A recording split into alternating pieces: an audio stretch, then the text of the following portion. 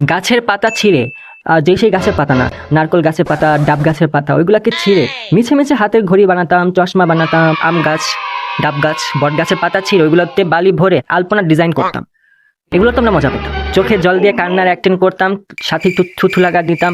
মাটি দিয়ে আটানা চাটানা খেলতাম, মাটি দিয়ে ফুটানা খেলতাম।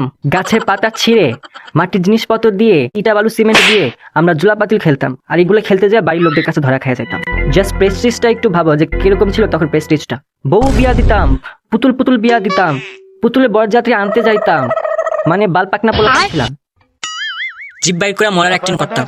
নিজে পড়তাম না, তবে টিচার সাজতাম। আম পাতা জোড়া জোড়া মারবো চাবুক সরে দাঁড়া, ইলিনা বিলিনা, ওই বাড়ির সেলিনা, তার সাথে খেলিনা, ও মিলো সিলো সালো, কি ছিল লেবু ছিল, কি লেবু বাতি লেবু। তারপর একটা বেশ কমন ব্যাপার ছিল, সেটা হচ্ছে থাল থাল কদম থাল লাল। এই তুমি কাগজের নৌকা বানাইতে পারো, আমি পারি, ঠিক আছে। আমরা জাস্ট কারেন্ট যাওয়ার অপেক্ষা করতাম।